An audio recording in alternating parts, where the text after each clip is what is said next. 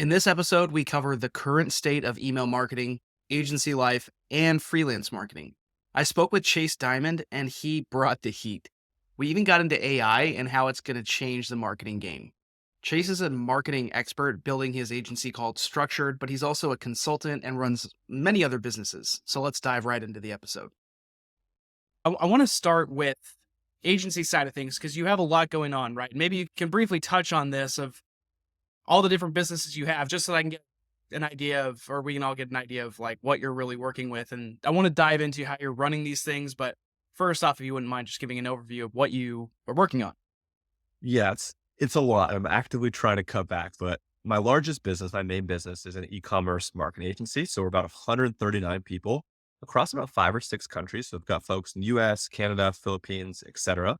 And we're working with about a plus or minus about 150, 160 D2C kind of e-commerce brands. All of our brands do a minimum of about $1 million a year online and then upwards to hundreds of millions of dollars. So that's the main, the largest business. And outside of that, I have like this portfolio of companies under like the personal brand umbrella that includes things like consulting, affiliate, newsletters, socials, courses, a whole events, a whole laundry list of things, growth services, etc. So I have like one primary business and then under kind of my own personal company, there's like between 4 to 6 ways or 5 to 7 ways at any given time that I'm monetizing data and audience and eyeballs.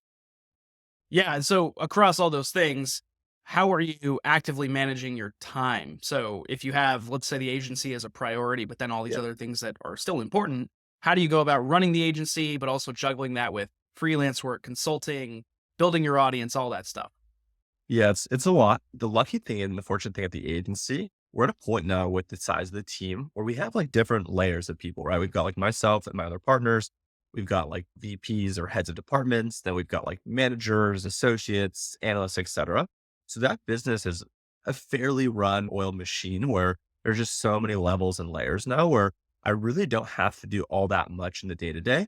And with that, a lot of my role across every single thing I do and every business I own really is things like content, revenue, traffic, leads, eyeballs. So because I wear the same hat across all the businesses, it really is like I'm working on every business at the exact same time in a sense where if I'm posting on LinkedIn or Twitter or sending a newsletter, I'm technically working on a specific channel that maybe favors one business more than the other.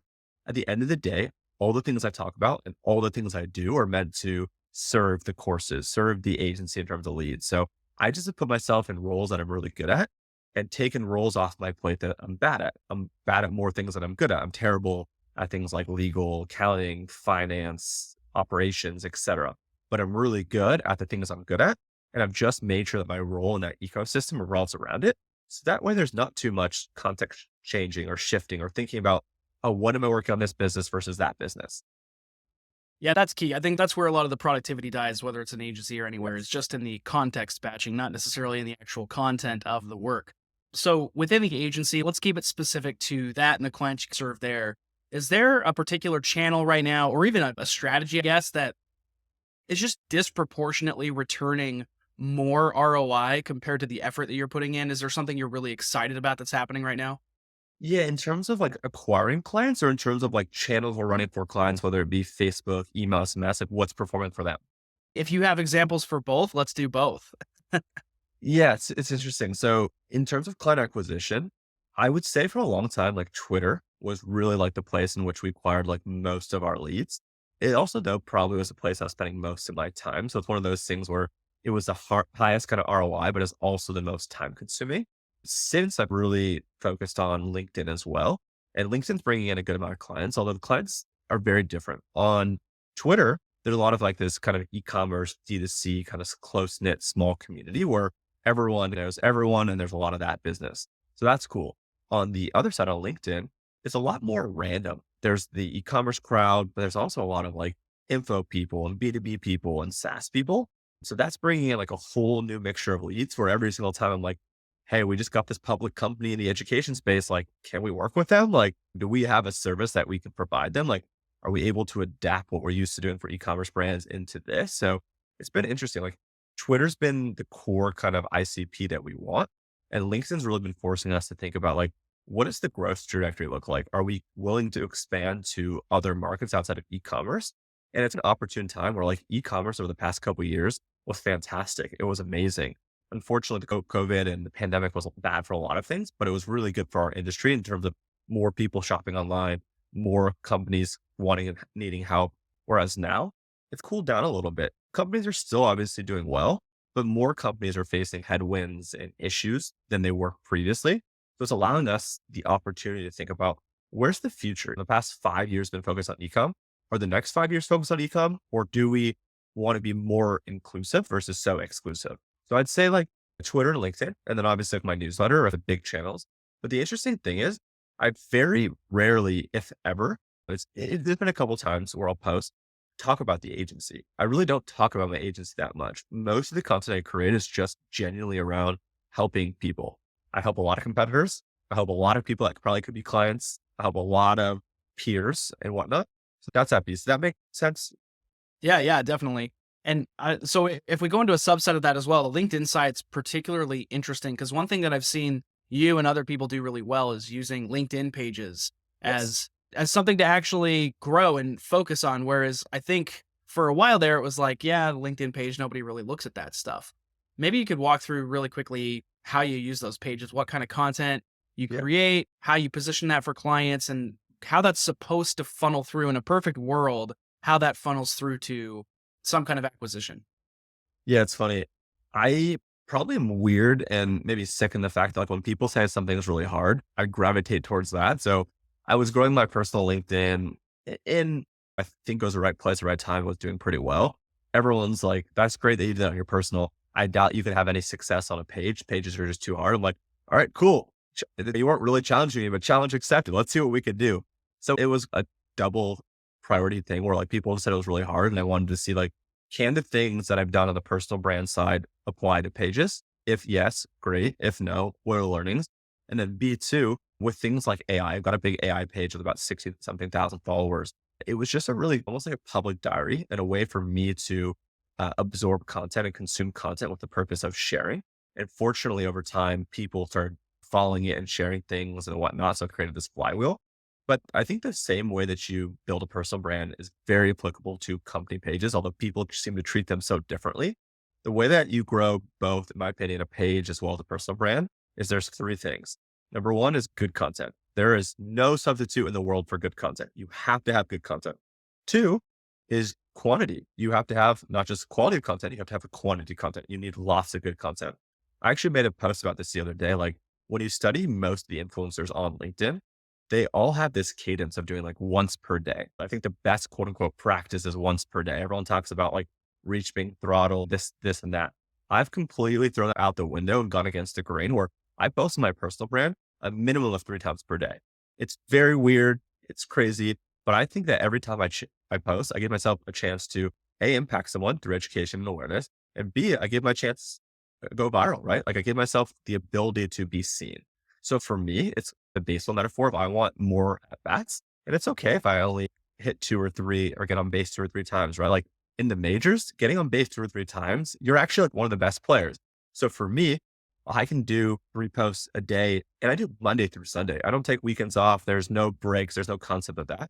A lot of people don't post on weekends, which I think for me gives me potentially more eyeballs. And then the last thing is with both of those, you need distribution. And I think most people spend all the time on one and two content, right? And lots of content, and they often ignore the distribution. So it's really hard to be good at all three, right? Most people pick quality content. So that's like the ecosystem. And what does distribution mean? I think that's the question I always get. It's literally as simple as sending to your friends, your coworkers, your family, or whoever it might be, people that you're paying to just engage with your stuff, like, comment, reshare, repost, those types of things is so important. And it typically is within the first hour that a post goes live. It's the most important to get the engagement in. It's yeah, when you're talking about distribution, one thing that always comes to mind is people think that repurposing and distribution are the exact same thing, whereas they're like they're similar in that repurposing is transforming the format to apply to Yes. another channel, but they treat distribution like it's just that. But it's Yes. that combined with what you're saying, taking it to other people or to other places where you can reliably get more help, get more eyeballs on that. In terms of like LinkedIn, Twitter, do you have, if you're posting 3 times a day, do you have a schedule that you stick to? What are those times that you post? Yes and no. So I never actually like quote unquote schedule anything. Like I don't ever use any tools to actually schedule something. For me, it's always been something where like, when do I have the time? When am I active? Because I think the part that going back to what you were just saying before is I think people repurpose and they post and then they check off their list. Oh, I posted on LinkedIn. I posted on Twitter. I did it. And then they forget about it till the next day. And it's like, if you're just posting to post, you're never going to win. I've been there, done that. It does not work. It took me 10 or 11 years on LinkedIn to go from 0 to 27,000 followers because I was posting to post. Hey, Twitter's going well. I'm just going to repurpose that. Later, I'm out. I did it for the day.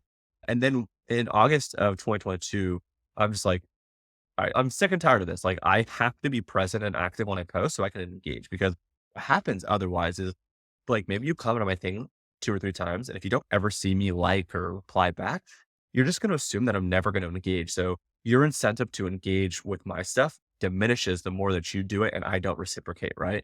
So what I do is I find, okay, maybe right after this podcast, 15 minutes from now, I'm going to do a post and I'm going to have 10 or 15 minutes allotted to just engaging to people. So I don't have a specific time. That being said, I have windows that I try to follow in between. And I have kids. I know you have kids. So obviously windows are just ideals. They're not ever necessarily the thing that works, but I try to do a morning post. So let's call it somewhere in the ballpark of like 8 to 10 a.m. PST, somewhere around lunchtime. So if I was at like 8 a.m. PST, I might be posting the next one between 11 to 1 p.m. PST. And then I'm typically posting somewhere in the afternoon between like 3 to 4 p.m. And because now my following size is around 200,000 people, I don't think a little over 200,000 people, I have people that I know that are in different time zones. I got people in the US. And with obviously in the US, I think we have 4 time zones. So I'm trying to cater to each time zone. And then I also have people like in Europe and Asia and Africa. So I'm trying to get morning early enough if possible. So the people before they go to sleep, they engage with it. And then the people in the US, it's just their day. And then the afternoon, it's when people are online overseas that hopefully I get them when they're early engaging. And I get the people before in the US before they sign off. So that's my buckets. It's like 3 times a day, morning, lunch, and afternoon, quote unquote, evening type of a thing. I could dive into this stuff for a while, but I want to pivot a little bit to email because I think that there's a unique perspective here from you. And I get the sense that there might be some things going on in email that are new because of whether it's AI or probably mostly because of AI. I'm just curious how you perceive the current state of email, especially for like e-commerce. What's working, what's not working? Yeah, that's a good question.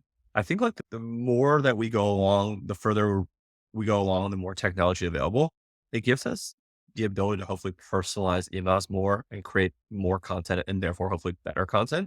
So I think like with where we are today and like where we're going, it's all about being able to create like more content for fewer people. Cause today there's this trade off where you want to be able to find that equilibrium between being personal, but not having so much personalization that the segment size or your audience size is like you're creating an email for 10 people. It just doesn't make sense, or 100 people. It just doesn't make sense. And I'm talking about brands that have tens of thousands, hundreds of thousands, and millions of people, right? They want to keep their list sizes, hopefully at minimum in terms of who we're sending it to, in the thousands. But I think there's a world over time where like as the tech improves, both on like the actual email platform themselves side, so things like SendLane, Klaviyo, and otherwise, as well as things like ChatGPT or other AI tools, I think in the future, like there's like the ability to create really specific segmented content for like 10 or 50 people where like the ROI is there because the amount of work that you have to do is very minimal. So I think like there's this world. I don't think we're there yet, but I think we're going there with all these tools and these systems and whatnot that we're able to start creating way more hyper personalized content beyond things like first name or whatever. That's so overdone and exhausted now. Like it's really around like how do we meet and send people content depending on where they're at in their life cycle or depending on where they're at in their customer journey. Because we have all this data that we're collecting. We know what they're looking at. We know what they've bought. We know the things that they're clicking on. So I think taking the data and being able to centralize it into like a data platform and be able to start making really personal recommendations, the better. So one example might be like with this hat that I'm wearing. I think it's a Travis Matthew hat, right? And being able to say someone that looks at this hat that didn't buy it, being able to be like, okay, you looked at this hat. We're going to get down to not just what the product looks like on the specific variant level, but we're actually going to dynamically show you reviews and content that's specific to people that wore this hat. Here are other things that you should buy that are complimentary. So I just think like the way that it's going is like has to be way more personalized and almost to the point where like it's creepy that people knew that much about you, but it's relevant. Like I think with Facebook and stuff, the part that I'm missing there is like with all the things that are happening, I feel like the ads I'm getting aren't as helpful or relevant because they're not as personal. Before, whether they were listening to conversations or the targeting was great, I feel like the ads I was getting were reminders to me like, oh man, Mother's Day was coming up. You didn't buy your wife anything, right? Go buy her this jewelry that she's told you about a million times. So that's my quick thoughts. Yeah, I like the idea of it becoming more personalized over time because you could see the argument for that going in the opposite direction right now with AI, where a lot of people just decided, oh, cool, this can write my emails for me. Yeah. Those people don't really realize that if you just try to get an email written from AI, it's not going to be good enough Right. in pretty much any setting to send to anybody and have any meaningful impact. So I like the idea of it becoming more personalized over time, which kind of begs the question of how you're thinking through incorporating AI into the personalization process. If I don't know if you've thought through that or you're Yeah. already using it, but I would love to dissect that. Yeah, for sure. Then one of the things I don't think I answered was like, right now, I think with email in the state that we're in, like, it's interesting. A lot of companies, SaaS companies, other companies, they seem to be really chopping either part of their marketing team, all their marketing team, or a lot of their marketing spend. Where I feel like that's like kind of counterintuitive, right? They're like keeping engineers and they're keeping other people, but they're getting rid of like sales and marketing and support. Where I feel like right now, like with has really been like the saving grace for a lot of companies that are doing that. Like a lot of them are cutting off like the fire hose, like the ads, or they're reducing spend because obviously everything that's going on. And I get that, right? I sympathize with that. I get that. So with that, emails have really been like the saving grace for a lot of companies because you've already acquired the audience. The ability to sell to the audience through email, in my opinion, is probably the best channel. At this point right now, more about them as an email subscriber than you would otherwise or elsewhere. So I think like email right now is such a great channel to double down and invest into. And obviously building out things like SMS, if you could incorporate that too. SMS is crazy because nearly every single person is going to open it, whether they've opened it with intent or opened it to get rid of the notification. Either which way they're going to see it. And either consciously or subconsciously, you're going to be top of mind for them. Consciously meaning that you open the email because you're expecting something or you want to receive it. Then you're clicking through. Subconsciously, it's just like, I want my phone to have no unread messages. I'm going to see a message from Blake and be like, okay, Blake is trying to sell me this thing. The next time that I need something that Blake sells, maybe subconsciously I'm going to think about Blake, right? As if you were a brand or something, you were selling something. So that's that piece there that I wanted to say. Like email is such a great channel, especially when times get hard, because you can communicate directly with your audience. And the actual cost of you doing that, it's marginal, right? It doesn't increase like you would have to increase a paid ad budget if you want to reach more people. But going back to your question around like marketing AI personalization. So a lot of like what I'm doing right now using AI is more around like ideation, concepting, feedback, almost as like a second brain, where I'm saying like, here's a list of subject lines I've said in the past that I've done well. Give me ones that are similar like this, and then give me ones that are like very different. I think the mistake that a lot of people make with subject lines in particular, or like call to actions, is like the subject line is almost the exact same. Like they're changing like one little variable that doesn't actually really change like the essence of the subject line. Like it doesn't change like the emotion that someone should feel when they open it.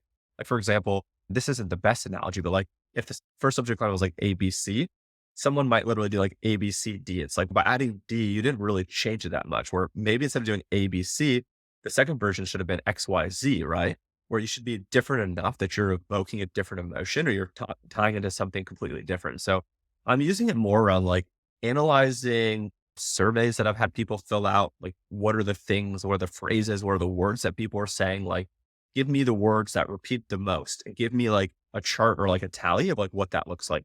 So I'm using it to like analyze data, give me like different sentiment for subject lines that maybe I otherwise wouldn't do. And then just more things around like helping me repurpose content from like Twitter to LinkedIn or taking something I did in the past and just feeding it. Here are 5 polls that I ran.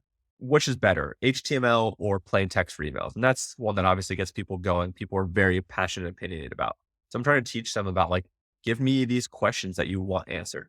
And then for if I have something in the past where I'm like, hey, use this copywriting formula of BAP before after bridge, and this was the one I wrote before, replace this with a different example for SaaS or replace this for a different example for e-commerce. So for me, it's taking some more of the general, maybe dated information and helping make it specific or contextualized is really kind of the way I'm using it.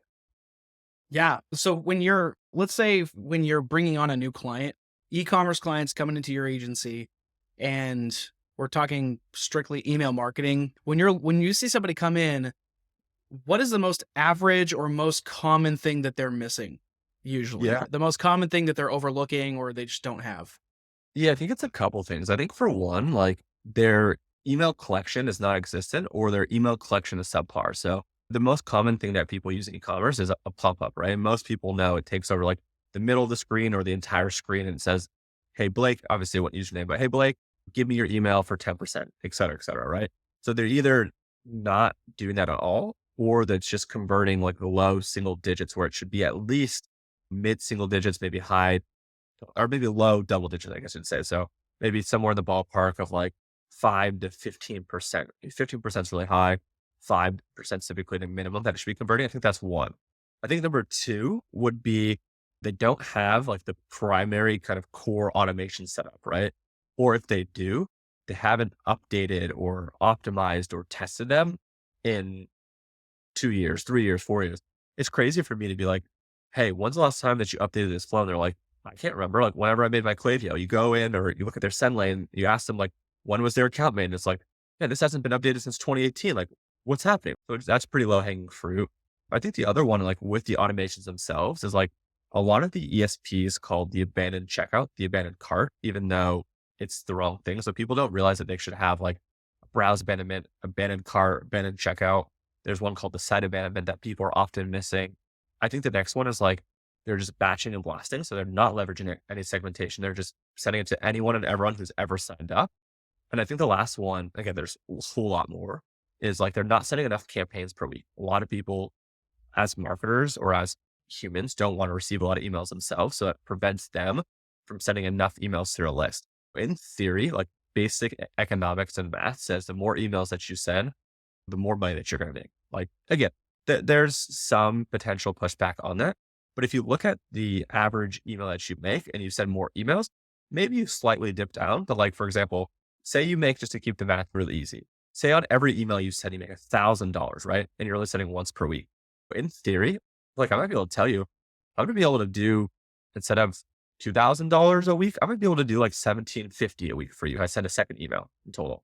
And then maybe if I send 3 or 4 emails, instead of doing 1,000 per email, because that's probably not realistic, maybe we're doing like 3 to 5,000 email dollars off of like 5 or 6 emails. And again, there's like this equilibrium between like maximizing revenue and engagement and also minimizing churn. And by leveraging segmentation, if you send 5 campaigns a week, it doesn't mean that myself or you, Blake, is going to receive all 5 emails. We might only be eligible to receive 2 or 3. But the other part that people don't factor in is if your open rate's 30% and you send 3 emails, one person probably only opened one of those emails, right? It's just not enough to be top of mind, especially for products that have high AOVs. So if you think about someone selling like a mattress, Eight Sleep is one of our clients. They sell $2,000 to $4,000 mattresses. The amount of content and information and top of mind that you need to receive from a company like that, it's very heavy consideration. I need to receive probably emails for a couple of weeks, if not a couple of months, maybe even longer, to be able to feel comfortable and trust a company enough that like they're legit, they are who they say they are, etc. My wife and I just bought like a $700 bed for our daughter as she's transitioning from her crib to her bed. And we wanted to get something different. I don't know what it was, but my wife couldn't even find the company online. Like they're like off the face of the internet. We bought this like 4 months ago. So the fact that like you're receiving emails over time, they're still there, they're reaching out, like that builds a lot of trust. Cause then my wife and I are like, what do we do? We're stuck with this thing that we need to like change. It's too big. We wanted to downsize it. We never have used it. She's been sitting in her room and we wanted to see if we could just exchange it for a smaller size, right? And we were willing to pay something, etc. So I think that's like the 4 or 5 things that's important about email that most people get wrong. I want to do some rapid fire around freelancing. Are you Cool. down for that? Let's do it. All right. I'm just going to fire these off, take a few sentences for each and rattle through them. So, why do you think top marketers are deciding to go freelance above staying in house nowadays? I think it's a couple of things. I think flexibility and the earning potential. So I think flexibility, right? You got to work from anywhere. You have less hours. You're not really on the clock. You're being a little bit more paid for, let's call it performance. I guess in some ways you are probably paid hourly. Freelancers do hourly, retainers, projects, whatever it might be. So I think there's more flexibility in terms of when you're actually working. I think there's more flexibility in terms of how you charge. And I think what you charge is another, right? If you're full time in house, you might only be making, let's say, $50 an hour, but it's actually costing your company a whole lot more. They have to pay for all these other insurance and benefits and other things to be compliant. $100,000 a year employee that's taking 100,000, they're actually probably 110 to $130,000 cost for a business. So I think businesses are willing to pay more when they don't have to pay for all these other things. And I think like consultants and freelancers, if you're good and you're a top one, you're in demand and you have such a limited scope that companies would rather pay you more per hour and have you less hours than pay someone less money and have a bunch of time and the job's not going to be well done. So I just think like the notion around like top freelancers, top marketers getting what they deserve and also producing really quality work, it really makes it a win-win for a company and the actual individual. How do you use virtual assistants for whether it's for freelancing or for your agency? Yeah, so at our company, we have about 140 full-time employees. Full-time means everything from like they're in the US kind of W-2 employees to we've got people in the Philippines that are full-time for us, but they're more quote unquote kind of contractors just because it's very different working with US and Philippine laws. But we leverage a lot of overseas talent to almost have more of like a 24/7 shop and also be able to balance that balance like the really high cost labor of the US folks with kind of really obviously well-paid Filipinos, but they're a lot cheaper in nature where instead of someone here making whatever it might be, there we might be paying, let's call it between 5 to $20 an hour, depending on what they're asking for. And for them, it's a great living. So it's a really nice win-win where you get really smart people, you get really kind people, you get really hardworking people. And there's a little bit of arbitrage in kind of what you're paying versus what you're receiving. So it ends up being a win-win because when you think about, and I felt really guilty of this at first, like, how can we pay someone 5 or $20? Like, that's just, it doesn't make sense. And over there, when they tell you and share the gratitude for what it brings them, dude, they're living such a great life being able to work from home where a lot of time these people are used to making a lot less and having to commute an hour or two per day. So again, like everything I do in my life and my business is like, how do we find a win-win where they're getting something great, we're getting something great. So we probably have a team of 30 or 40 people in the Philippines right now, and it's been amazing. Yeah, that's fantastic. Last one. Any tips or tricks as a freelancer to focus on maintaining long-term engagement? So like keeping clients happy. Any tips there? Yeah, I think like A, doing as much as you can to over deliver on performance, and B, being really proactive and communicative. I think the issue a lot of people run into is if performance isn't great, they shy up and they don't reach out and they don't communicate and they're not getting ahead of it. They're more reactive. And then it's from there, it's like, you're not performing well and you're not communicating well. Like, why are we doing this? So oftentimes, like if you're performing well, you could probably get a little bit away with not being as communicative, although I think it's still really important to show face and to show up. It's one thing to say something, it's another thing to do it, and then it's another thing to show that you're actually doing it right. I remember this was on the agency side, but back in the day, we had this client that we were absolutely crushing for, but we weren't doing a great job at communicating. We weren't doing a great job at reporting. We weren't doing a great job in the follow-ups. That it got to a point where the client had to make a hard decision. I was like, we've been working together for 18, 24 months. We love you guys. You're doing great work, but it's just, we don't see it. Like we see it in the account, we see it in our bank account. We don't see you guys in Slack. We don't see the emails. Like we just want to feel like you guys are there and that you guys are a part of it. So I think like integrating into the team and just being present is super important.